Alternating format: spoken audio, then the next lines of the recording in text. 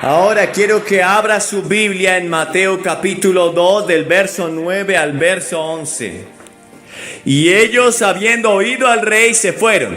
Y aquí la estrella que habían visto en el oriente iba delante de ellos hasta que llegando se detuvo sobre donde estaba el niño.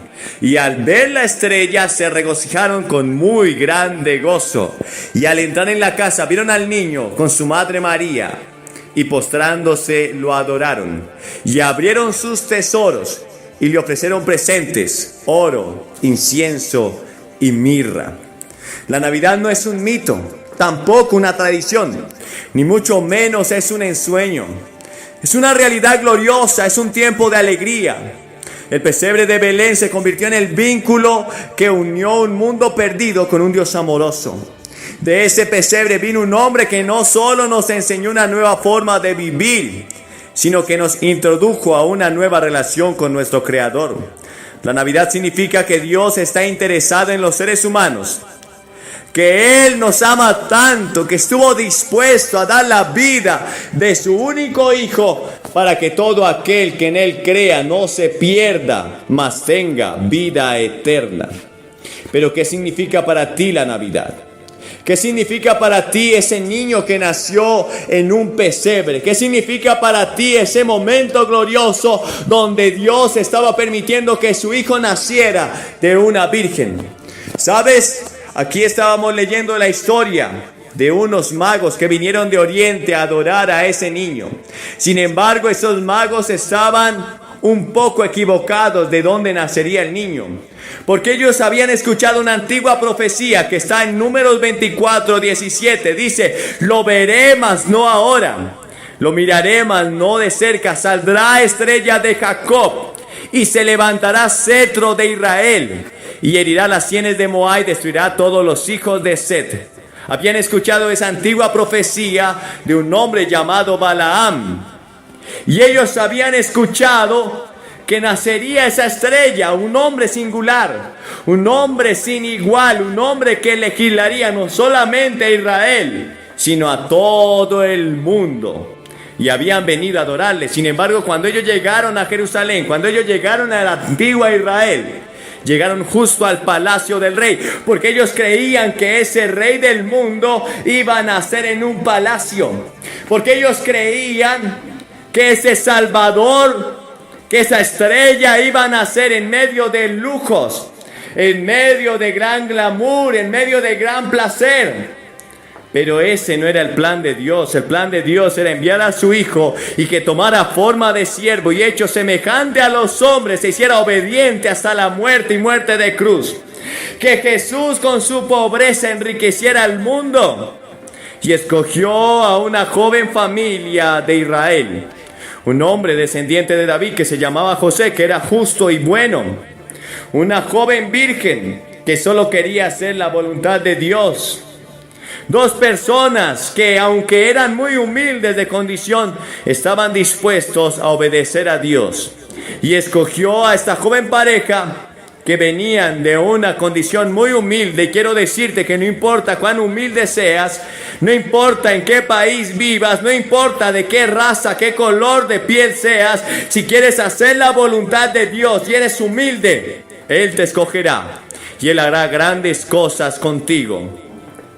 Y cuando llegaron los magos de Oriente y no encontraron al rey en el palacio, entonces preguntaron a los antiguos escribas, a los sabios de Israel. Les dijeron: hemos visto su estrella y hemos venido a adorarle. Y aquellos sabios, aquellos hombres de Israel que conocían la ley de Dios, los escribas, indagaron y sabían que el Señor iba a nacer en Belén, en la más pequeña de todas las tribus de Judá. Así que los magos fueron despedidos por Herodes y les dijo Herodes: vayan y adoren a ese niño, búsquenlo, y cuando lo encuentren háganmelo saber para que yo también vaya y le adore. Así que los magos siguieron la estrella y la estrella se detuvo justo en un pesebre. No se detuvo en un palacio, no se detuvo en una gran mansión, no había allí un gran edificio. Simplemente había allí un pesebre, un lugar, un establo, donde habían vacas, donde habían animales domésticos. Allí fue el único lugar donde encontró esta familia para posar y para que su hijo pudiera nacer, porque en ningún lugar les habían dado habitación. Ellos fueron quizás al Hotel Hilton, pero allí les rechazaron. Ellos quizás fueron a otro hotel de lujo, pero allí no había lugar, porque allí preferían estar los ricos, las personas adineradas, elocuentes, los sofisticados. Pero no había espacio para Jesús. Yo quiero preguntarte, ¿hay espacio para Jesús en tu corazón? ¿Hay espacio para Jesús en tu vida? ¿Estás dispuesto a sacrificar a esos lujos, esos deseos pecaminosos para que Jesús entre en ti? Porque cuando María y José llegaron a Belén, no había espacio en los hoteles, no había espacio en ningún lugar para ellos. En ningún mesón había espacio para Jesús y María. Entonces solo les indicaron que había un pesebre, quizás sucio, un pesebre donde habían animales domésticos, y ese era el único lugar. Y Jesús entró allí. Allí estaba María y José. Porque el Señor está pidiendo un corazón humilde, dispuesto, contrito y humillado. Él no te está pidiendo que seas perfecto, que seas sabio, que seas estudiado, que vengas de un linaje real. Él dice que aquel que se humilla le encontrará. Él habita con el humilde de espíritu y el contrito y humillado, al cual Dios nunca despreciará. Y estos magos hicieron varias cosas de las que hoy quiero hablar. Primero, ellos vinieron de muy lejos a adorar al rey que había nacido. Ellos caminaron cientos de kilómetros, recorrieron cientos de millas, caminaron minutos, de noche, de día. No sabemos cuántos eran, la Biblia no dice el número, pero vinieron desde muy lejos. ¿Qué has hecho tú por Jesús? ¿Qué has tenido que dejar por Jesús? La Biblia dice que el que no está dispuesto a tomar su cruz cada día y seguirme no es digno de mí. Que el que no aborrece a padre, a madre, a hermanos, mujer, hijos, y aun su propia vida no es digno de mí. Por supuesto que Él no está diciendo que debes aborrecer a tus padres. Lo habla en que debes poner siempre en primer lugar a Dios. Y estos magos de Oriente nos dan una lección de sacrificio, de esfuerzo.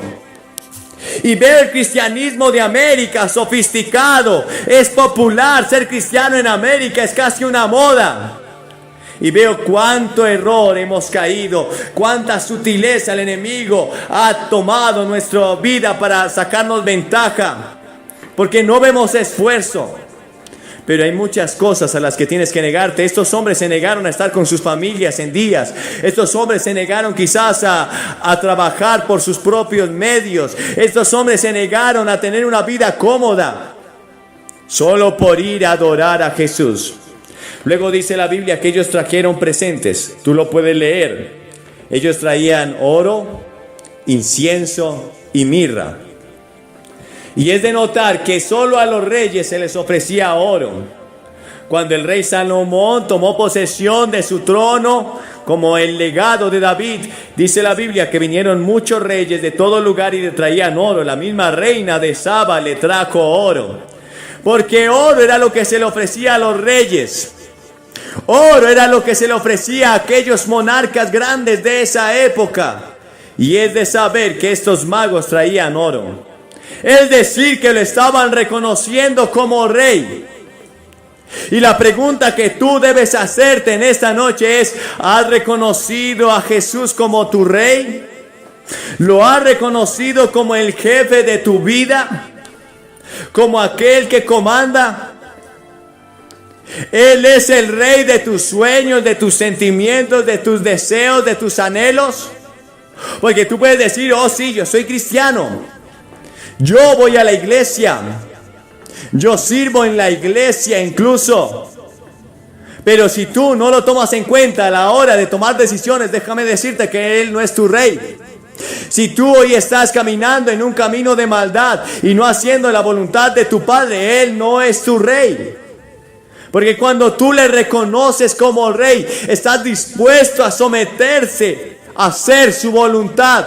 Y la voluntad de Dios es buena, agradable y perfecta. No agradable a nuestros sentimientos, no agradable a nuestra carne, porque nuestra carne solo quiere hacer lo malo, nuestro corazón es engañoso y perverso, pero es agradable a la voluntad que Él quiere hacer en nuestra vida.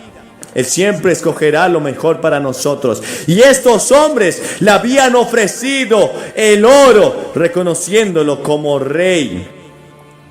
Es de notarse que tú y yo debemos reconocer a Jesús como rey. Él dice que a todos los que le recibieron, a los que creen en su nombre, les dio la potestad de ser llamados hijos de Dios. Pero es necesario que tú entiendas que debes recibirle no solamente como tu Salvador y creer que eres salvo, sino solamente también como tu Señor, porque debes obedecerle. Y debemos obedecer a lo que Él nos está pidiendo hoy. A vivir una vida que agrade a Él. Una vida que se niegue quizás a los placeres de este mundo, pero que quiera agradar a Jesús. Lo segundo que le ofrecieron fue incienso. Y sabes, al antiguo Dios de Israel, a los antiguos dioses del mundo, se les ofrecía incienso. En los lugares altos ponían incienso y a esas deidades antiguas se les ofrecía el incienso, reconociéndolos como dioses, aunque no eran dioses. Pero al Dios de Israel, al Dios único y verdadero, se le ofrecía incienso en el templo que había construido Salomón y luego en el templo que había construido el rey Herodes. Aún dice la Biblia en el Nuevo Testamento que Zacarías, el padre de Juan el Bautista, ofreció incienso. Porque solo el incienso se le reconocía a aquel que era Dios y a Él solo se le podía ofrecer. Nadie más podía ofrecer incienso. Aun cuando los hijos de Aarón ofrecieron un fuego extraño, incienso, en una forma equivocada, cayeron muertos. Porque solo a Dios se le puede ofrecer incienso. Y cuando estos hombres dan incienso, le estaban diciendo a Jesús: te reconocemos como Dios. Aunque había nacido en un pesebre, aunque había nacido de una virgen, aunque estaba naciendo en una familia pobre, ellos le estaban diciendo: te reconozco como Dios. Y hoy tengo que preguntarte: ¿tú reconoces a Jesús como Dios? Porque estos magos que caminaron, que sacrificaron, que tomaron tiempo para venir a Él, que se habían negado a sí mismos, le estaban reconociendo como Dios. Y tú dirás: Billy, no sé a qué te refieres. Bueno, si tú reconoces a Jesús como Dios, debes reconocer que Él es igual en su deidad al Padre y al Espíritu Santo. No puedes reconocerlo como un profeta, no puedes reconocerlo como un gran hombre o un sabio. Ni siquiera puedes reconocerlo como algunos dicen, el Cordero de Dios, pero nada más. No, Él es Dios. Y ante Él se doblará toda rodilla de los que están en los cielos y la tierra, y toda lengua confesará que Jesucristo es el Señor. En el principio era el Verbo, y el Verbo era Dios, y el Verbo era con Dios. No podemos alejarnos de la realidad de que el mundo se ha secularizado y la iglesia se está secularizando y las filosofías están caminando por los pasillos de las iglesias. Y mucha gente dice: yo soy cristiano, pero también creo en la evolución, pero también creo en la ciencia, y esa es mi religión. No puedes hacerlo. Si tú crees que Jesús es Dios, entonces Él es la palabra, y por la palabra de Él fueron hechos los cielos y la tierra. Si tú crees otra cosa, estás negando el poder de la palabra, y la palabra entonces no es suficiente para ti, y estás negando la deidad de Jesús como Dios. Pues estos hombres lo reconocieron como Dios. Y es necesario que entiendas que si no reconoces a Jesús como Dios, tampoco podrás ser salvo. No importa que tengas padres cristianos o que vayas a la iglesia o te identifiques con aquellos que se llaman hijos de Dios.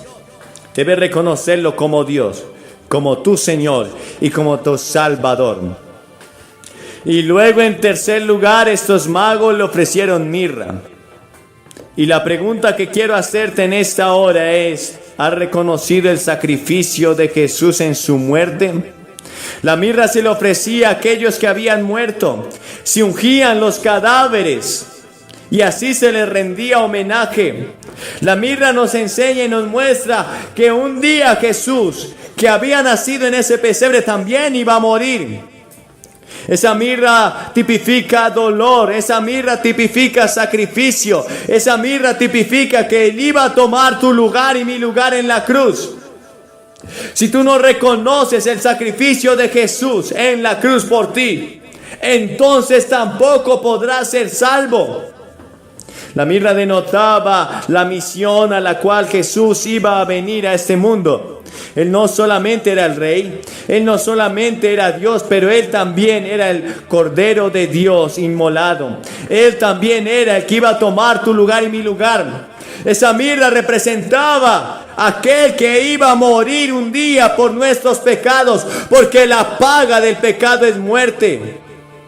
Y esa muerte que pasó a Adán y a Eva y a todos sus hijos, todos sus descendientes, Jesús la iba a tomar. Hay tres clases de muertes. La muerte física, la paga del pecado es la muerte. Dios le dijo a Adán: si comes de ese árbol que te he dicho no comas, entonces morirás. Y el hombre comió y murió físicamente. Pero luego hay otra muerte, y es la muerte espiritual. Isaías 59:2 dice que a causa de nuestros pecados e iniquidades ha habido una separación entre Dios y los hombres. La muerte significa separación. Naciste en pecado. El salmista David dijo: en pecado me concibió mi madre. La Biblia dice en Romanos que por cuanto todos pecaron y están destituidos de la gloria de Dios, hay una enfermedad que ha contaminado a todos los descendientes de Adán. Tú y yo estamos contaminados y se llama pecado. Tú naciste en pecado. Nacimos y vivimos separados de Dios. Esa es la muerte espiritual. Pero luego hay una muerte eterna. Y Apocalipsis 22 nos habla que un día habrá un día de juicio, donde aquellos que murieron sin Cristo, aquellos que murieron en sus pecados, tendrán que enfrentar un juicio ante el gran trono blanco. Y allí se dirá todo lo que tú hiciste. Todos tus pecados se contarán si no fuiste perdonado y salvo aquí en esta tierra. Y entonces está la muerte segunda, que es la tercera muerte. Aquellos que no se hallaron inscritos en el libro de la vida morirán eternamente, serán echados al lago de fuego y azufre para siempre. ¿Sabes? No tienes que pasar a ese gran trono de juicio. No tienes que pasar la eternidad separado de Dios. Jesús tomó tu lugar. La mirra denotaba el lugar que Jesús iba a tomar por ti y por mí en la cruz del Calvario. Esos magos estaban ofreciéndole mirra a ese niño que acababa de nacer, diciéndole: sabemos que un día tomarás el lugar mío en la cruz. Y la muerte eterna será pagada, porque Jesús mismo tomó el juicio que te pertenecía a ti, te pertenecía a mí, y lo llevó en su propio cuerpo para que nosotros podamos hoy ser salvos. Quiero preguntarte si has recibido a ese Cristo, o si quieres recibirlo esta noche. Si has tomado la decisión por Él, si sabes que Él tomó tu lugar, si sabes que Él murió por ti. Porque el ejemplo que nos dan estos magos de Oriente es que ellos sabían que Él era el Rey, que Él era Dios, pero que también era el Cordero, el sacrificio por nuestros pecados. Hoy puedes tomar tu decisión por Cristo en esta noche y decirle: Señor, hoy te reconozco. Te reconozco como mi Rey, te reconozco como mi Dios, pero también como mi Salvador. No quiero morir eternamente. Quizás vas a morir físicamente. Si Cristo no viene antes, morirás físicamente, pero no necesariamente morirás eternamente, porque en el momento que recibes a Cristo, la muerte espiritual ya deja de ser muerte para ti. Ahora tienes comunión con Dios y no estarás más separado, mas has pasado de muerte a vida. Y así estarás siempre con el Salvador.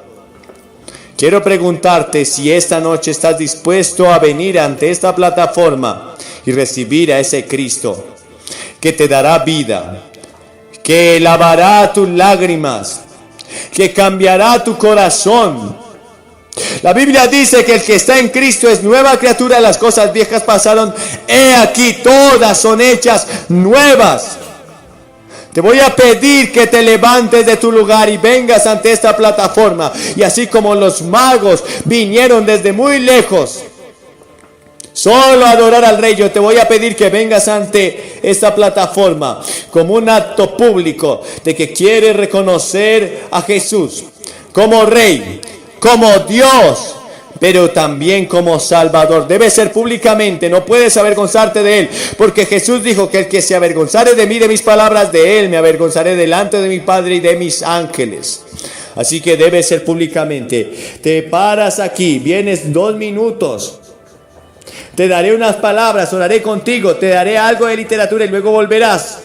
Buscarás una iglesia donde se predique la palabra y comenzará un tiempo de transformación total en tu vida. El nacimiento ocurre en un instante, eres salvo en un chasquido de dedos, pero tu santificación durará el resto de tu vida. Dios comenzará a transformar tu carácter. Levántate y ven aquí. Y haz una elección por Cristo esta noche. Esa es la verdadera Navidad. Ese es el verdadero nacimiento. Esa es la verdadera realidad de que Cristo ha nacido en tu vida y no una fecha en particular. Te levantas y vienes. Estaré orando. Mientras vienes a este lugar, todos vamos a orar en silencio. Levántate y ven.